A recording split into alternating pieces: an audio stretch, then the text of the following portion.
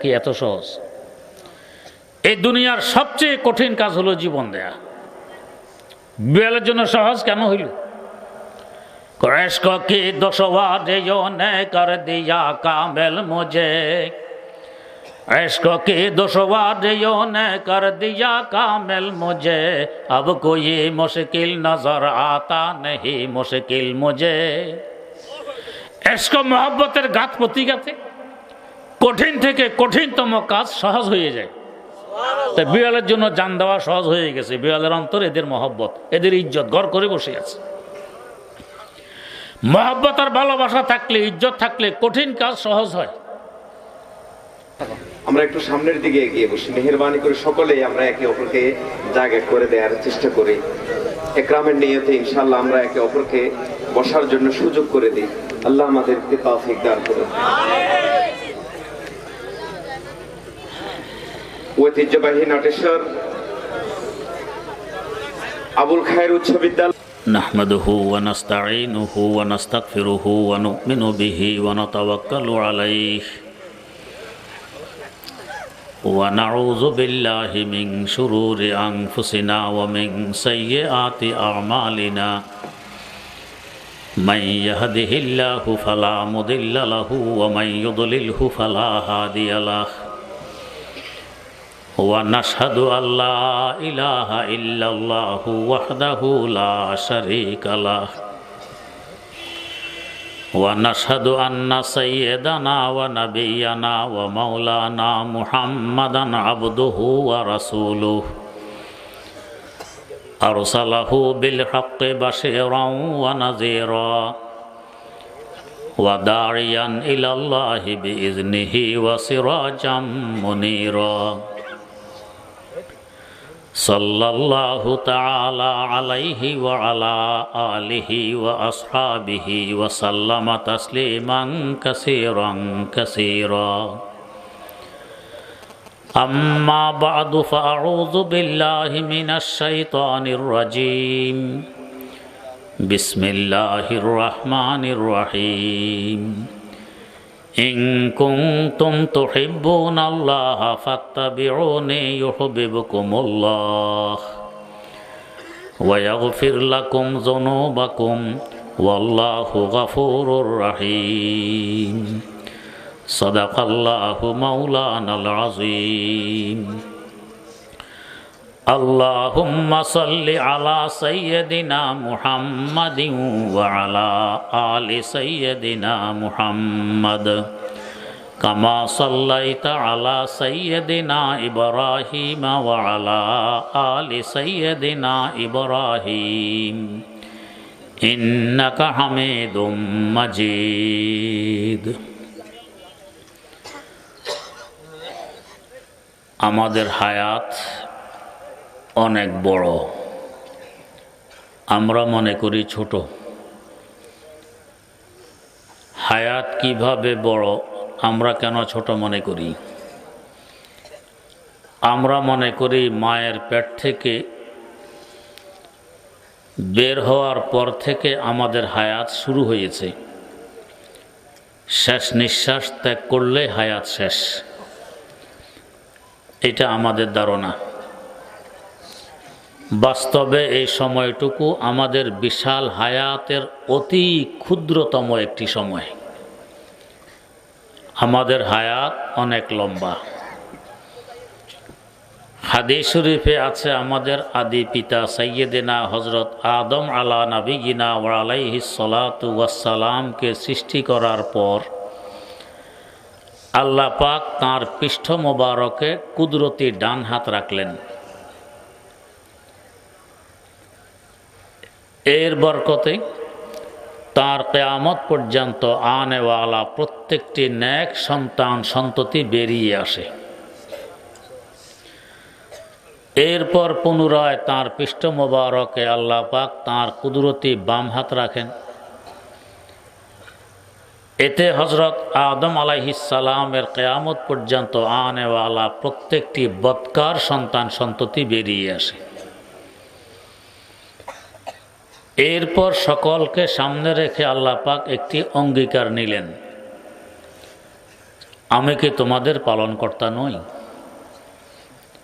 আমরা সকলেই তখন অঙ্গীকার করেছি, হ্যাঁ আপনি আমাদের পালনকর্তা।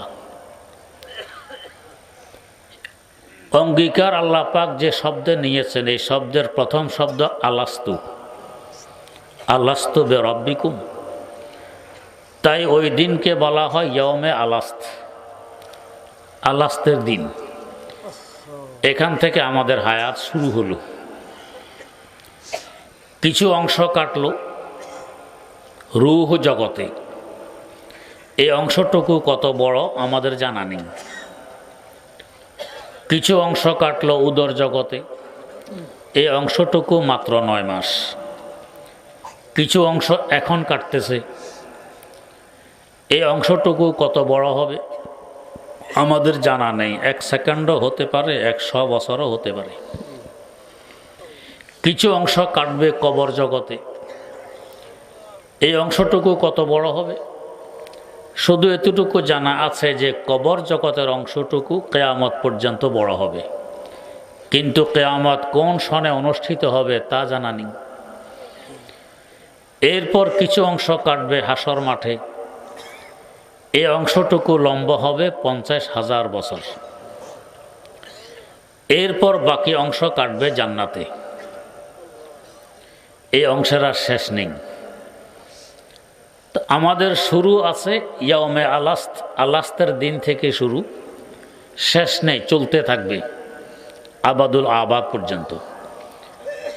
তাই ইমাম গাজালি রহমতুল্লাহ আলাইহি লেখেন, আমরা আজালি নই, আমরা আবাদি। আমাদের আল্লাহ আজালিও আবাদিও, তার শুরুও নেই শেষও নেই, আমাদের শুরু আছে শেষ নেই। এবার চিন্তা করুন আমাদের হায়াত কত লম্বা। ইয়ৌমে আলাস্ত, আলাস্তের দিন থেকে শুরু হয়ে চলছে তো চলছে, আর শেষ নেই, কত লম্বা হায়াত। হায়াত যত লম্বা হবে আমাদের হায়াতের উদ্দেশ্য তো তত লম্বা হওয়া চাই। হায়াত যত বড় উদ্দেশ্য তত বড়। হায়াত বড় উদ্দেশ্য ছোট, এটা তো যুক্তির কথা নয়। যেমন আপনাকে চমনে থাকতে হবে দীর্ঘ 36 বছর নিজ নির্মিত ঘরে, তো 36 বছর লম্বা হবে চমনি থাকা। আপনি ঘর নির্মাণ করতেছেন কলা গাছ দিয়ে, আপনাকে বুদ্ধিমান বলবে না পাগল বলবে? পাগল বলবে। অন্তত পুরা পাগল যদি নাও বলে, কমাস কম আধা পাগল হইলেও বলবে যে এই লোকটি থাকবে 36 বছর, ঘর নির্মাণ করতেছে কলা গাছ দিয়ে। বুঝবুদ্ধি থাকলে কি কলা গাছ দিয়ে ঘর বানাইত? হ্যাঁ, যদি 3 দিন থাকা লাগতো তাহলে হয়তো কলা গাছ দিয়ে বানানো চলতো, কলা গাছ 3 দিন থাকবে। তো হায়াত লম্বা, টার্গেট ছোট, এটা তো বুদ্ধির পরিচয় নয়, এটা পাগলামির পরিচয়। তো আমাদের হায়াত তো অনেক লম্বা। জীবনের টার্গেট উদ্দেশ্য যদি ছোট হয়, এটা বুদ্ধির পরিচয় হবে না। কেউ মনে করে হায়াতের টার্গেট শুধু খাওয়া দাওয়া, খাইতে পারলেই আমি কামিয়াব, আমি সফল কাম। রাত দিন 24 ঘন্টা খাওয়ার পিছনে, খাওয়া পাইলেই হইল। একখানে খেতে বসেছি 6-7 জন মানুষ। মেজবান ভাতের গামলা আর গোশতের গামলা সামনে দিছেন, সবার ভাত নেওয়া শেষ, এখন গোশত নিয়ে খাবে। আমাদের সাথে একজন নৌকার মাঝি, মাঝি বেচারা গোশতের পেয়ালা নিয়ে পুরাটা তার প্লেটে ডালে দিল। এরপরে মেজবানকে ডেকে বলতেছেন গোশত নিয়ে আসেন। মেজবানের ঘরে গোশত আর আছে না নেই? যদি না থাকে মেজবান লজ্জা পাবে, আর আরো যে 6-7 জন মেহমান রয়ে গেছে এদের কি দশা ঘটবে, এই বিবেক পর্যন্ত নাই। উদ্দেশ্য শুধু খাওয়া, খাইতে পারলেই হইল বাস। এটা জীবনের টার্গেট নয়। শেখ সাদি রহমতুল্লাহ আলাইহি বলে গেছেন, খোরদান বরায়ে জিস্তান না জিস্তান বরায়ে খোরদান। খাবে শুধু জিন্দা থাকার জন্য, জিন্দা থাকা খাওয়ার জন্য নয়। আমরা কেউ মনে করি জিন্দা থাকা খাওয়ার জন্য। যদি এইটাই জীবনের টার্গেট আর উদ্দেশ্য হয়, তো গরু, ছাগল, কুকুর, বিড়াল আর আমাদের মধ্যে কি পার্থক্য রইল? গরুকে যখন দেখবেন তার মুখ ঘাসে আছে, খেরে আছে। হাঁ যদি কখনো দেখবেন মুখ ঘাসে নেই, খেরে নেই, কিন্তু মুখ অবসরও নেই, চলতেছে। কি করে? আগে যে খাইছিল পুরোপুরি চিবাইনি, লালসা এত বেশি, আদা আদি চিবিয়ে গিলে ফেলছে। এখন পুনরায় আবার বের করে মুখের মধ্যে চিবা এটাকে নরম করে। তার মানে শুধু খাওয়া ছাড়া আর ফিকির তার নেই। কুকুর দৌড়তেছে রাত দিন, কেন দৌড়ে? গু কোথায় আছে? বাস্তব এদের উদ্দেশ্য খাওয়া দাওয়া, আমারও উদ্দেশ্য খাওয়া দাওয়া, তো ওরা আর আমাদের মধ্যে কি ব্যবধান রইল? খাওয়া দাওয়া আমার চলবে কতদিন? শেষ নিঃশ্বাস ত্যাগ করা পর্যন্ত। অনেক সময় শেষ নিঃশ্বাস ত্যাগের আগেও তো খাওয়া দাওয়া বন্ধ হয়ে যায়, মাসকে মাস বিনা খাওয়ায় পড়ে থাকে বিছানায়। তো হায়াত বড়, খাওয়া দাওয়া তো চলবে সামান্য কিছুদিন। তো এইটা আমার টার্গেট হয় কি করে?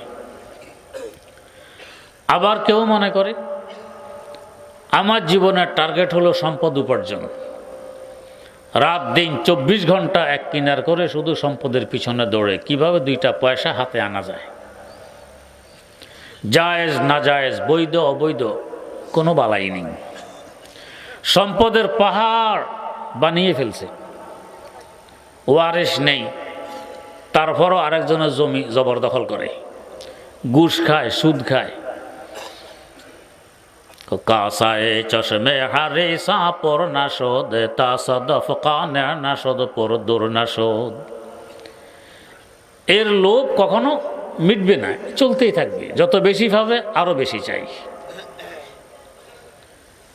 এই সম্পদ আমার কতদিন কাজে লাগবে? বেশির থেকে বেশি শেষ নিঃশ্বাস ত্যাগ করা পর্যন্ত। এটা নিয়ে তো কবরে যেতে পারবো না। কবরে যাওয়ার সময় আমার দেহে যে পোশাকটি থাকবে, কাফন, এ তো জ্যাপ ট্যাপ নেই, সম্পদ নিয়ে যেতে পারবো না, আপন জায়গায় থাকবে। তাই সম্পদ আমার হায়াতের উদ্দেশ্য হতে পারে না। বুজুর্গানে দিন বলেন, ইয়ে তোমারে মাল দৌলত, ইয়ে তেরা শাহী মহল, ये तुम्हारे माल दौलत, ये तेरा शाही महल, या वो तुझको छोड़ देगा या उसे छोड़ेगा तू। সম্পদের স্বভাব হয়তো তোমাকে ছেড়ে আরেকজনের কাছে চলে যাবে, অথবা তুমি সম্পদ ছেড়ে কবরে গর্তে ঢুকে যাবে। এই 2 অবস্থা থেকে তো খালি নয়। সম্পদের মধ্যে সবচেয়ে গুরুত্বপূর্ণ অংশ হলো টাকা। টাকার স্বভাবটা কি? যতক্ষণ আপনার পকেটে আছে আপনার কোনো উপকার সে করতে পারবে না। ক্ষুধা পেটে আছে, পকেট বোঝাই টাকা, ক্ষুধা মিটবে? হোটেলওয়ালাকে টাকা দিলে ও আপনাকে খাবার দিবে। তার মানে আপনার টাকাটা আপনার বুকে লাথি মেরে আরেকজনের পকেটে ঢুকার পরে আপনাকে উপকার করবে। এটা বন্ধু হইল? বন্ধু তো আমার সাথে থাকবে, আমার উপকারও করবে, আমার থেকে সরে গিয়ে উপকার করবে। এটা তো বন্ধুত্বের পরিচয় নয়। তো টাকা পয়সা যতক্ষণ আমার সাথে আছে উপকার করতে পারে না। আমার শেখ মুর্শিদ শেখুল ইসলাম আল্লামা তাকি ওসমান দামাত বারাকাতুহুর মুখে শুনেছি, এক ব্যক্তি রমজানে ওমরা করতে রওনা করছে মক্কা শরীফ। জিজ্ঞেস করা হইল, ওইখানে খাওয়া দাওয়ার ব্যবস্থা করে নিছেন তো ঠিকভাবে? ডলার আছে সাথে, টাকা থাকলে সব হয়। জবাব দিল, একদিন দেখি হারামের মধ্যে আদামারা অবস্থায় পড়ে আছে, যেন দম এখন বেরোবে। জিজ্ঞেস করলাম, ভাই এই অবস্থা অসুস্থ নাকি? কয় না। তো এমন কেন? সাহারি খেতে পারেনি। কেন পারেননি? সাহারির সময় গেছি হোটেলে, দেখেছি হোটেলে লাইন শেষ হলে সাহারি ওক্ত থাকবে না। গেছি আরেক হোটেলে, খাবার শেষ। এই খুঁজতে খুঁজতে সাহারি ওক্ত শেষ, খাইতে পারিনি। তো আরবের শুষ্ক আবহাওয়া, প্রচণ্ড গরম, এর মধ্যে সাহারি খাইতে পারেনি। একদিকে ক্ষুধা, আরেকদিকে পিপাসা, আদামারা হারাম শরীফে পড়ে আছে। তো জিজ্ঞেস করলাম, ডলার না আছে পকেটে? কয় আছে। তো আগে না বললেন টাকা থাকলে সব কিছু হয়? টাকা তো আছে, হলো না যে। যেই বস্তু আমার কাছে থাকা অবস্থা আমার উপকার করতে পারে না, এটা আমার বন্ধু কিভাবে হয়, জীবনের টার্গেট কিভাবে হয়? তার তো স্বভাব হলো ইয়া वो तुझको छोड़ देगा या उसे छोड़ेगा तू। আবার কেউ মনে করে আমার টার্গেট হইল ক্ষমতা, যেভাবে হোক অর্জন করতে হবে, যেভাবে হোক ধরে রাখতে হবে। আমি যতই চাই ক্ষমতা যদি আমার থেকে চলে যায়, আমি পারবো ধরে রাখতে? আমাদের ক্ষুদ্র জীবনে কত ক্ষমতাসীন দেখেছি, আজকে ক্ষমতায় কালকে জেলখানায়, আজকে ক্ষমতায় কালকে ফাঁসিতে। এই তো অবস্থা। এটাও আমার জীবনের টার্গেট হতে পারে না। জীবন বড়, ক্ষমতা ছোট। কেউ মনে করে আমার জীবনের উদ্দেশ্য হলো ইজ্জত, সম্মান। ইজ্জত আমার হাতে না আরেকজনের হাতে? তো আমার হাতে যেই বস্তু নেই, এটা আমার জীবনের উদ্দেশ্য হয় কিভাবে? তা আমার হাতে নেই। আর ইজ্জতের বৈশিষ্ট্য, নিচের দিক থেকে ইজ্জত আসলে এটা ক্ষণস্থায়ী হয়, এটা বাস্তবে ইজ্জত হয় না, এটা হয় মুখরোচক কিছু কথাবার্তা। আর উপরের দিক থেকে আসলে এটা স্থায়ী হয়, এটা বাস্তবে ইজ্জত। কি অর্থ নিচের দিক থেকে আসার, উপরের দিক থেকে আসা? যেমন একজন উপরস্থ কর্মকর্তা, মন্ত্রী এখানে এসেছেন, ফুলের মালা গলায় দিয়ে অভিনন্দন পত্র, কত প্রশংসা মন্ত্রীর করতেছেন। বক্তব্য দিয়ে স্টেজ থেকে নামতে দেরি, এরপরে কি বলে? রিলিফের গম চুরি করে খাইয়া ফ্যাট দেখছনি কত মোটা করছে, লম্বা লম্বা কথা বলে। দুই ভাষার ইজ্জত আছে নাই? তাহলে এতক্ষণ যে অভিনন্দন পত্র পাঠ করলেন, ফুলের মালা দিলেন, এটা স্বার্থের কারণে। তো নিচের দিক থেকে ইজ্জত আসছে, এর ভিতরে স্বার্থ নিহিত আছে, বাস্তবে ইজ্জত নেই, অস্থায়ী। যতক্ষণ স্টেজে আছে অতক্ষণ ইজ্জত, স্টেজ শেষ তো ইজ্জত শেষ। উপরের দিক থেকে আসলে এটা হয় বাস্তবে ইজ্জত, এটাই স্থায়ী হয়। হযরত খাজা মুঈনুদ্দিন আজমিরি রহমতুল্লাহ আলাই, ওনার ইজ্জত, এহতেরাম, মহব্বত, ভালোবাসা আমাদের অন্তরে আছে কি নেই? আছে। অথচ তিনি ইন্তেকাল করেছেন আজ থেকে 800 বছর আগে। আমরা তো কেউ তাকে দেখিনি। তিনি আমাদেরকে একাধ বেলা খাওয়াননি, 5-10 টাকা হাদিয়াও দেননি। কেন এত মহব্বত? তো উপরের দিক থেকে আসছে। আমার আল্লাহ তাকে ইজ্জত দিয়েছেন, আল্লাহ তাকে ভালোবেসেছেন। ফেরেশতাদের মাধ্যম হয়ে দুনিয়াবাসীর অন্তরে তার ইজ্জত ঢুকে গেছে, তার ভালোবাসা ঢুকে গেছে, এটা স্থায়ী। 800 বছর হয়ে গেছে তিনি বিদায় গ্রহণ করেছেন, এখনো যেন আকাশে বাতাসে ভেসে বেড়াচ্ছেন। এই ইজ্জত, এহতেরাম আর মহব্বত শুধু মানুষের অন্তরে যে আসে তা নয়, হায়াওয়ান, জানোয়ার, পশু পাখির অন্তরে পর্যন্ত চলে আসে। আমার ওস্তাদে মুহতারাম আল্লামা হেদায়েতুল্লাহ রহমতুল্লাহ আলাইহি, লালবাগ মাদ্রাসার প্রিন্সিপাল, এত বড় মানুষ, তার শানে আমার মুর্শিদ শাইখুল ইসলাম আল্লামা তাকি উসমানে দামাত বারাকাতুহুম বলেন, গোটা এশিয়া মহাদেশে এরকম আরেকজন মুহাদ্দিস নেই। এমন পায়ার মানুষ। একটা বিড়াল থাকতো তার কামরার আশেপাশে, আসরের আগে তিনি 1 ঘন্টা আরাম করতেন। ওঠার সময় হয়ে গেলে যদি নিজে নিজে না উঠতেন, চোখ খোলেনি, বিড়াল জাগাই দিত। কিভাবে জাগায়? তার শরীরে হাত লাগাবে না, দুয়ারের মধ্যে লোহার কড়া ঝুলন্ত অবস্থায় আছে, বিড়াল লাফ দিয়ে উঠে কলাতে থাপ্পড় মারে, কড়ার আওয়াজে হুজুরের চোখ খোলে, ঘুম ভেঙে যায়, হ্যাঁ ওঠার সময় হয়ে গেছে। চিন্তা করুন, বিড়ালের অন্তরে পর্যন্ত এই ইজ্জত। কড়ার মধ্যে বাড়ি দিয়ে ঘুম ভাঙায়, ওনাকে জাগায়, ওনার গায়ে হাত দিবে না, যে উপরের দিক থেকে আসছে। আমার আব্বাজান রহমতুল্লাহ আলাইহির ছোট মামা, দাদি জানের আপন ভাই, কুতবে ওয়াক্ত হযরত কারি ইব্রাহিম রহমতুল্লাহ আলাইহির খলিফা আল্লামা আফতাবউদ্দিন রহমতুল্লাহ আলাইহি, কুমিল্লার প্রাচীনতম মাদ্রাসা দারুল উলুম বরুড়া মাদ্রাসার প্রতিষ্ঠাতা। আব্বাজান 17 বছর বয়স পর্যন্ত তার সংসবে তার কাছে ছিলেন। শুনেছি খাবার দাবার সব বেড়ে একটা বিড়ালকে পাহারাদার রেখে সবাই চলে যেত প্রয়োজনে। ওনার একটা বিড়াল ছিল, বিড়াল পাহারাদারি করে, নিজের মুখ দেওয়ার তো প্রশ্নই আসে না। কোনো মুরগি, এমনকি কোনো মশা মাছি কোনো খাবারে বসবে, অসম্ভব। বিড়াল দৌড় দিয়ে গিয়ে মশা মাছি ধরে ফেলত, বসতে দিত না। মামা জান আসতেন, নিজ হাতে দুধ ভাত মেখে পেয়ালায় করে বিড়ালের সামনে দিত, তারপর বিড়াল খাবে, এর আগে সে মুখ দিবে না। কি মহব্বত অন্তরে চিন্তা। হাকিমুল উম্মত মুজাদ্দিদুল মিল্লাত হযরত শাহ আশরাফ আলী থানভী রহমতুল্লাহ আলাইহির দরবারও একটি বিড়াল থাকত। আপনারা শুনেছেন আর আমার মুখে হয়তো শুনেছেন। একদিন বাবুর্চিখানায় ডাল পাক করে পাতিলের মুখ খোলা রেখে বেরিয়ে গেছে, দুয়ার বন্ধ, বিড়ালটি ছিল ভিতরে। এ সময় একটি বিষাক্ত সাপ গড়ের খুঁটি বেয়ে বুতুর হয়ে সাহাতির হয়ে অপর প্রান্তে পৌঁছার পথে ডালের পাতিল বরাবর উপরে গেলে জুপ করে গরম ডালে পড়ে মারা যায়। ঘটনাটি দেখেছে একমাত্র বিড়াল, আর কেউ দেখেনি। একটু পর বাবুর্চি এসেছে বাবুর্চিখানায়। বিড়াল সংবাদ দিবে যে ডালগুলো খাওয়া যাবে না, এখানে বিষাক্ত সাপ পড়ে মারা গেছে। কিন্তু বিড়াল সংবাদ দিবে কোন ভাষায়? বিড়াল যেই ভাষা বলতে পারে বাবুর্চি ওই ভাষা বোঝে না। বাবুর্চি যেই ভাষা বোঝে বিড়াল ওই ভাষা বলতে পারে। আল্লামা রুমি বলেন, তো না দিদি গাহে সুলাইমানরা, তুচে দানি আওয়াজে মুরগানরা, তুচে দানি আওয়াজে মুরগানরা। পশু পাখির ভাষা বুঝতেন সাইয়েদেনা হযরত সুলাইমান আলা নবিয়িনা ওয়া আলাইহিস সালাতু ওয়াস সালাম। আমরা তো তার সাক্ষাৎও পাইনি, আমরা পশু পাখির ভাষা বুঝবো কিভাবে?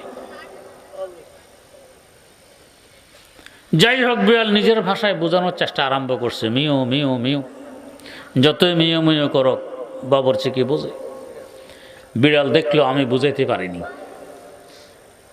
এখন বাবুর্চির লুঙ্গি ধরে ডালের পাতিলের দিকে টেনে নিয়ে যেতে চায়, জামার আঁচল ধরে টানাটানি করে ডালের পাতিলের দিকে।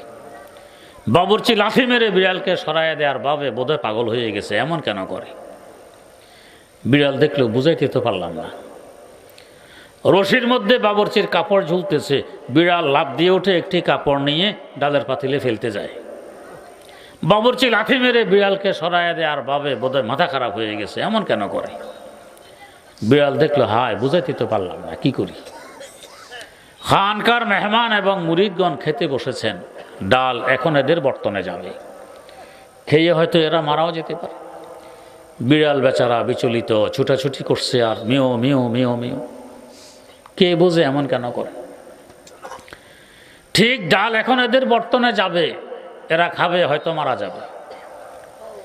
বিড়াল বেচারা কিংকর্তব্য বিমূঢ় হয়ে সকলের সামনে জোপ করে গরম ডালের পাতিলে লাফ দিয়ে পড়ে বিড়ালটি মারা যায়। যে ডালে বিড়াল মারা গেছে ডাল তো আর কেউ খাবে না। ডাল ফেলে দিতে গিয়ে দেখে ভিতরে বিষাক্ত সাপ মরে আছে। এখন বুঝে এসেছে এতক্ষণ যাবৎ বিড়াল এমন কেন করেছিল। এই যে জীবন দিয়ে খানকাবাসীকে বাঁচাই দিল, জীবন দেয়া কি এত সহজ? এই দুনিয়ার সবচেয়ে কঠিন কাজ হলো জীবন দেয়া। বিড়ালের জন্য সহজ কেন হইল? इश्क की दुश्वारियों ने कर दिया कामिल मुझे, इश्क की दुश्वारियों ने कर दिया कामिल मुझे, अब कोई मुश्किल नजर आता नहीं मुश्किल मुझे। इश्क मोहब्बतेर गात प्रतिगाते कठिन থেকে কঠিনতম কাজ সহজ হয়ে যায়। তাই বিড়ালের জন্য জান দেওয়া সহজ হয়ে গেছে। বিড়ালের অন্তর এদের মহব্বত, এদের ইজ্জত ঘর করে বসে আছে। মহব্বত আর ভালোবাসা থাকলে, ইজ্জত থাকলে কঠিন কাজ সহজ হয়। আজ মহব্বত তলখে হাসির শাওয়াদ, ওয়াজ মহব্বত রঞ্জে হারাহাত বুয়াদ। বিড়ালের অন্তরে এদের মহব্বত আছে, এই জন্য কঠিন কাজ সহজ। আমার অন্তরে যদি আপনার মহব্বত আমার থেকে বেশি থাকে, আমি আপনাকে আমার থেকে বেশি দামি মনে করি, বেশি ইজ্জতওয়ালা মনে করি, তবে আপনার জন্য আমার জীবন দেয়া সহজ হয়।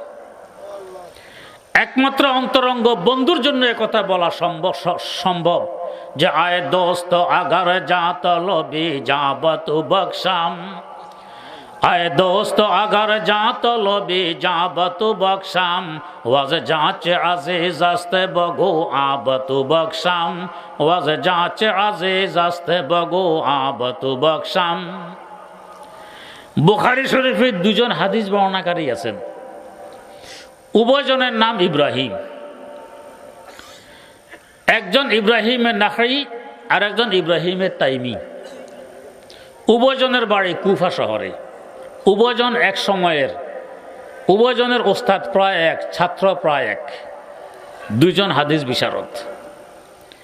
হাজ্জাজ বিন ইউসুফের জমানা, হজরত ইব্রাহিমে নাখি ইমামুল আইম্মা ইমামে আজম আবু হানিফা রহমতুল্লাহ আলাইহির দাদা ওস্তাদ। ওনার বিরুদ্ধে ওয়ারেন্ট জারি করছে অ্যারেস্ট করার জন্য।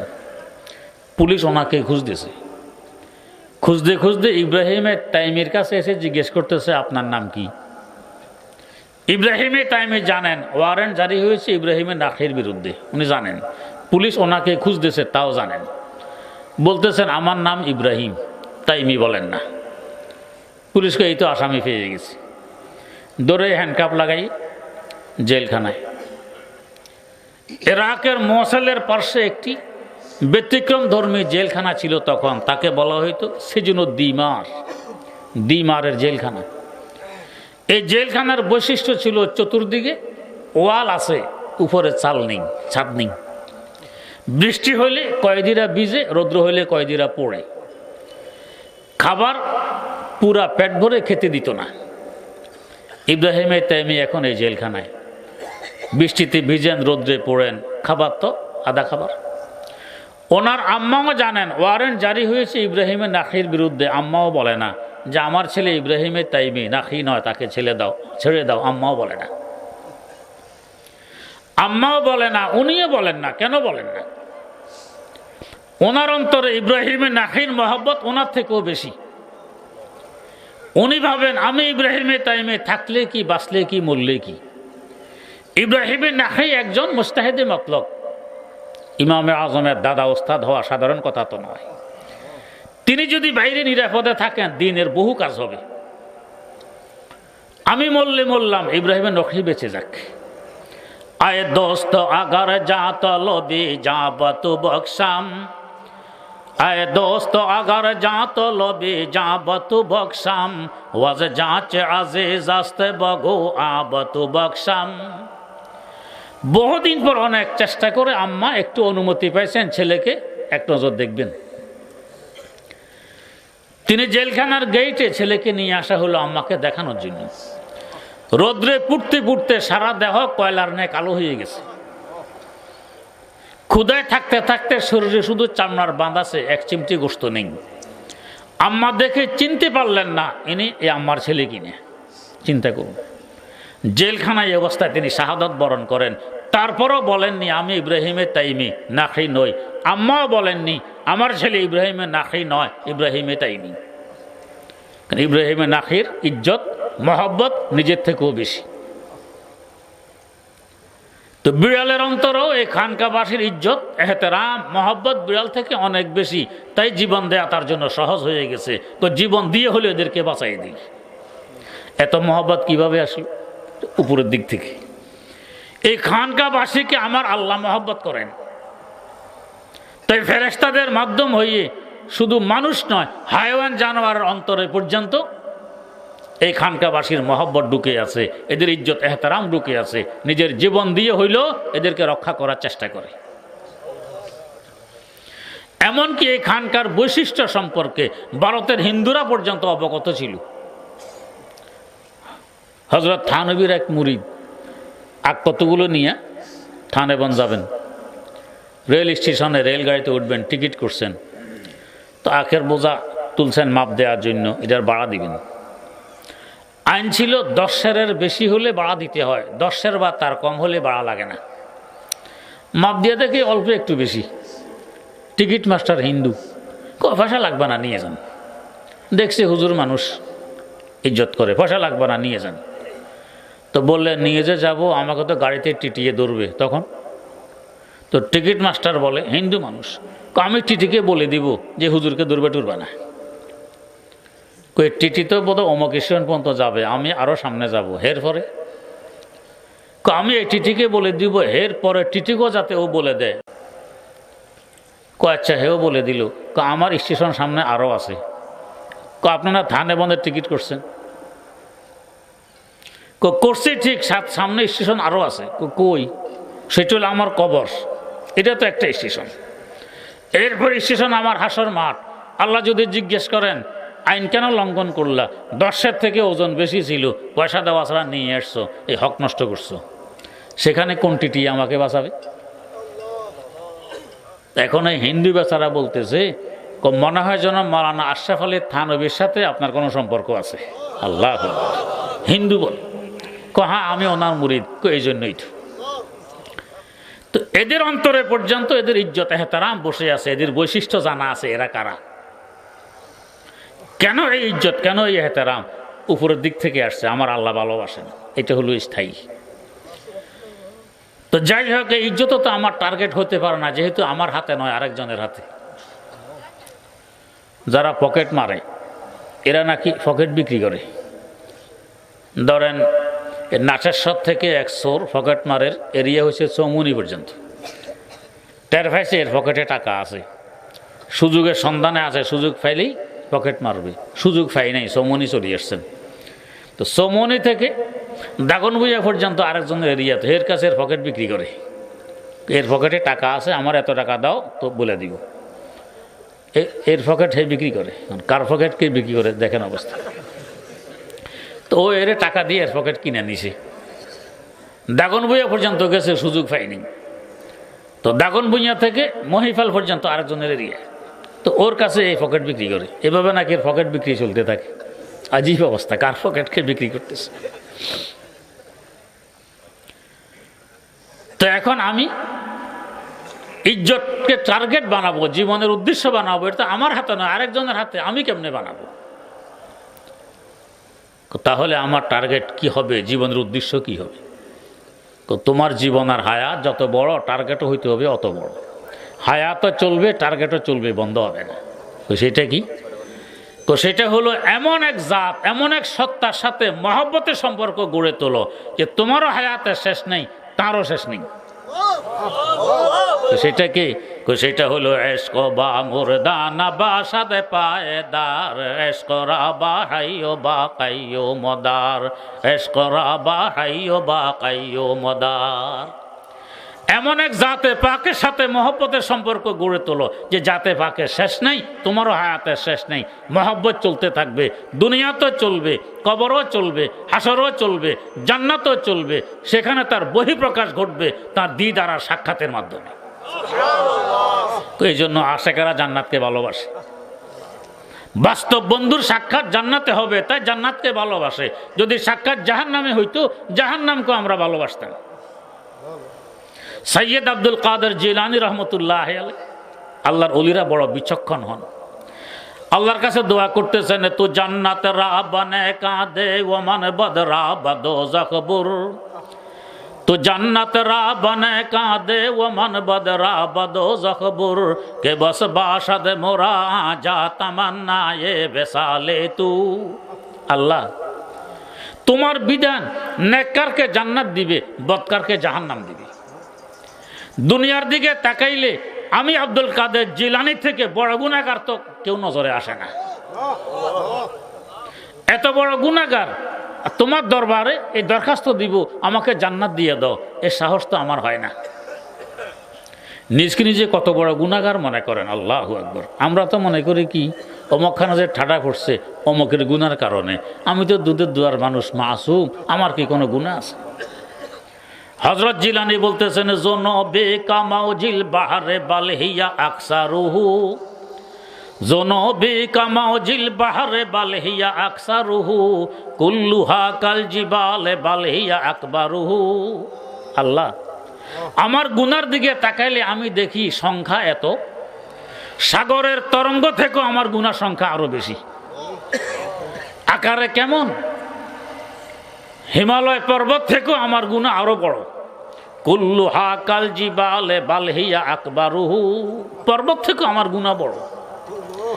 আগে বিচক্ষণতার পরিচয় দিতেছেন, বলতেছেন ওয়ালাকিন ইনদাল কারীমে ইজা আরাফা, ওয়ালাকিন ইনদাল কারীমে ইজা আরাফা কাজানাহিল বাউজাতে বালহিয়া আসগারুহু। তবে আল্লাহ আমি তো এমন এক দরবারে ধন্না দিয়েছি যে দরবারে রহমতের সাগরের কোনো কুল কিনারা নেই। আমার অসংখ্য গুনাহ পাহাড় থেকে বড় বড় গুনাহ যদি এই অকুল সাগরে ছেড়ে দেয়া হয়, সাগরের তুলনায় আমার মশামাছি, সাগরের তুলনায় আমার গুনাহ মশামাছির পাখা তুলল মনে হবে না।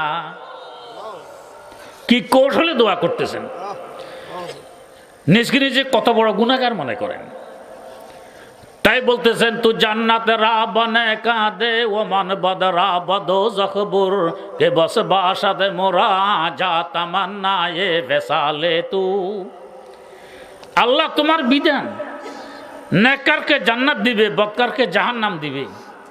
বিধান ভঙ্গ করে আমি আব্দুল কাদের মতো গুনাহগারকে জান্নাত দাও, এত বড় সাহস তো আমার হয় না। তোমার বিধান ঠিক থাকুক, আমি আব্দুল কাদের জিলানীকে জাহান্নামে পাঠিয়ে দাও। তবে ছোট্ট একটি ফরিয়াদ করি আল্লাহ, কে বস বাসাদে মোরা যা তামান্না এ বেসালে তু। আল্লাহ একটিবারের মতো হইল জাহান্নামে গিয়ে আমার সাথে একটু সাক্ষাৎ দিয়ে এসে, যে জাহান্নামে আল্লাহ পাকের সাক্ষাৎ হবে, এটা জাহান্নাম থাকবে। বাতো দোজক জান্নাত আসতায়ে দিল রবা বেত জান্নাত জাফে আসতায়ে জাফে যা আর কুজাতু বা মানে যা খুশ দিলাম গরচে বাসাদ কারে গোরে মঞ্জিলাম।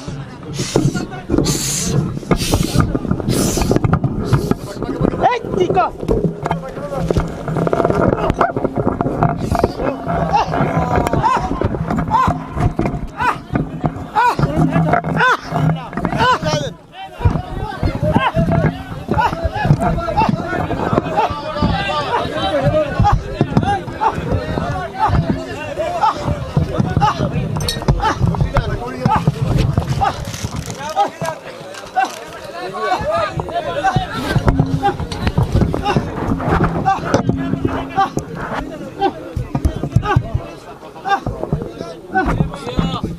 ছেড়ে গেছে বলেন।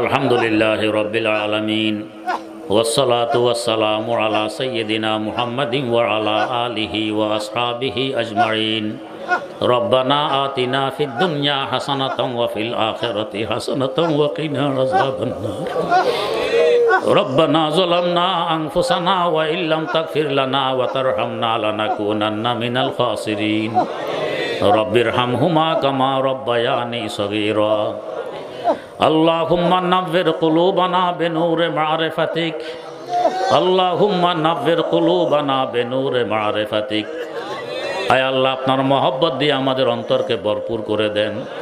শরাবে মহব্বত পিলা দে খোদায়া শরাবে মহব্বত পিলা দে খোদায়া मोहब्बत की आतिश जला दे खुदाया मोहब्बत की आतिश जला दे खुदाया दिलों से कदूरत मिटा दे खुदाया वो नूर हिदायत दिखा दे खुदाया वो नूर हिदायत दिखा दे खुदाया गुनाहों की आदत छोड़ा दे खुदाया इबादत की लज्जत दिखा दे खुदाया इबादत की लज्जत चका दे खुदाया इबादत की लज्जत चका दे खुदाया गुनाहों की किश्ती डुबो दे खुदाया मोहब्बत की किश्ती लगा दे खुदाया मोहब्बत की किश्ती लगा दे खुदाया आय अल्लाह যাদের উদ্যোগে যাদের শ্রমে যাদের পরামর্শে যাদের দানে এবং যাদের সহযোগিতায় এই মাহফিল অনুষ্ঠিত হয়েছে সকলকে তুমি তোমার মনোনীত বান্দা হিসাবে কবুল করে নাও। আয় আল্লাহ তোমার আশেক বানানো ছাড়া আমাদের কাউকে দুনিয়া থেকে বিদায় দিও না। যেদিন দুনিয়া থেকে বিদায় ডাক দিবে तौहीद निये बिदेने और तौफीक दान फरमाओ को मालिका ज़िक्र तो गोयम के तू पाकी ओ खुदाई मालिका ज़िक्र तो गोयम के तू पाकी ओ खुदाई नरवम बुज़ारा के तू आरा नुमाई नरवम बुज़ारा के तू आरा नुमाई हम दरगाह तू जोयम हम दरगाह तू पूयम हम दरगाह तू जोयम हम दरगाह तू पूयम हम तौहीद तो गोयम के बतौहीद सजाई हम तौहीद तो गोयम के बतौहीद सजाई बारी अज खुरदान खुफतान बारी अज तोहमत मुरदान बारी अज एजो नयाजी बारी अज आयबो खताई बारी अज एजो नयाजी बारी अज आयबो खताई तू जना जुफ्ते ना जोये तो खुरो खुफ्ते ना खाही अहदा बेजन जुफ्ती मालिका काम रवाई अहदा बेजन जुफ्ती मालिका काम रवाई नबुदे खालके तू बोदे नबुअद खालके तू बाशी न तो खेजी न नशेने न तो काही न फजाई न सपिरे न कवाकिब न बुरूजे न दकायक न मकामी न मनाजिल न नशीनी न बोपाई न मकामी न मनाजिल न नशीनी न बोपाई तो खुदावंद यमीने तो खुदावंद यसारी तो खुदावंद ज़मीने तो खुदावंद समाई तो खुदावंद ज़मीने तो खुदावंद समाई तू करीमी तू रहीमी तू समीई तू बसीरी तू नुमाइंदा ये फजली तू सजावार खुदाई तू मुइज़्ज़ी तू मुज़ल्ली मालिकुल अर्श बजाई अहद लैसा कमिस्ली समद लैसा का फजली अहद लैसा कमिस्ली समद लैसा का फजली लिमनिल मुल्क तू गोये के सजावार खुदाई लिमनिल मुल्क तू गोये के सजावार खुदाई न तुआ वस्फ़े तू गुफ्तान के तू दर वस्फ़े न गुंजी न तुआ वस्फ़े तू गुफ्तान के तू दर वस्फ़े न गुंजी न तुआ शरह तू करदान के तू दर शरह न आई न तुआ शरह तू करदान के तू दर शरह न आई लबदंदान दिलावर हम तौहीद तू गुयन लबदंदान दिलावर हम तौहीद तू गुयन मगर अज आतिश दो जग बुआ दश जोद रहाई मगर अज आतिश दो जग बुआ दश जोद रहाई मगर अज आतिश दो जग बुआ दश जोद रहाई रब्बना तक़ब्बल मिन्ना इन्नका अंतस समीउल अलीम व तुब अलैना इन्नका अंतत तव्वाबुर रहीम सुब्हान रब्बिका रब्बिल इज्जति अम्मा यसिफून व सलामुन अलल मुरसलीन वल्हम्दुलिल्लाहि रब्बिल आलमीन।